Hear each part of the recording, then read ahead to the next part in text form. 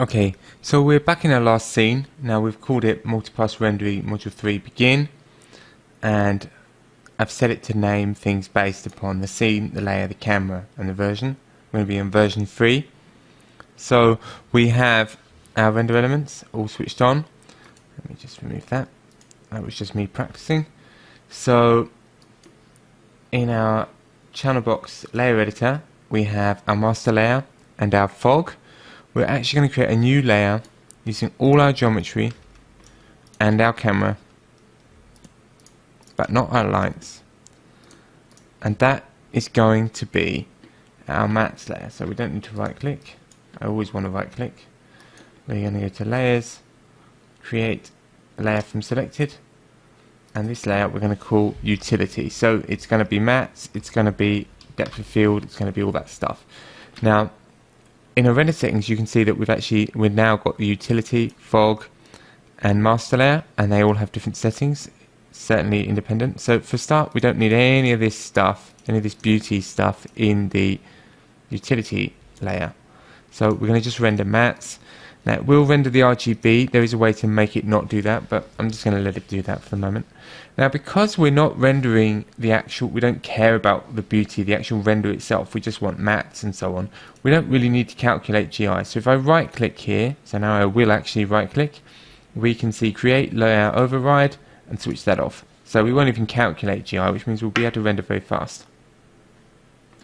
Back in our render elements, we can try setting something up. So here's a material ID. Oops, didn't want to do that. I need a material ID.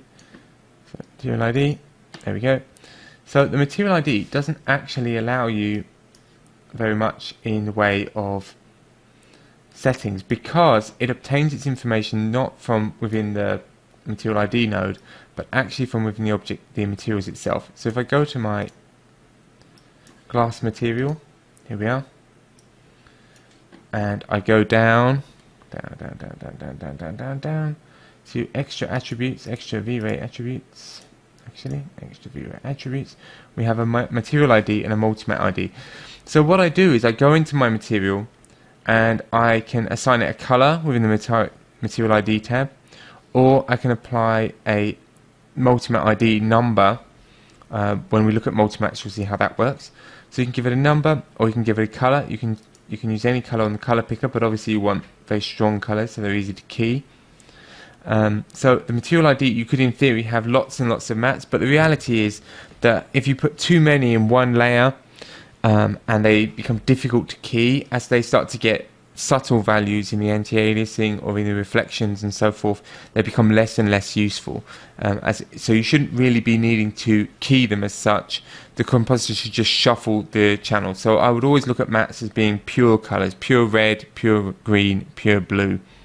So that's why I actually like multimatte ID. Now if I hit render, so I've done the same before I hit render. We've done the same in other materials. We've done the same in the whiskey material. So if I just use the up arrow, you can see, there we are, the up arrow. Let's find our bottle. There's our whiskey material, and we have a red in the material ID and a multimatte ID of 1.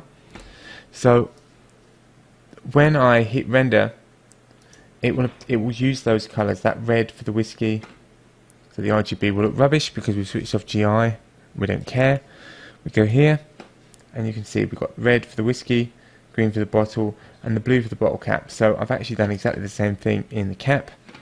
And if you find the cap material, you can see that the material ID is blue. So you don't set these up within the render layer, you set them up within the materials themselves. Now I've also set these numbers. You saw 1, 2, 3. So 1, 2, 3. And that's for multimatte, which is a different way of setting up the exact same thing. So we have the problem, we can't see the whiskey within the bottle because it's not refracting. So again, we can go to our bottle, we can go to our glass material, and in our refraction advanced, we can also create another layer override.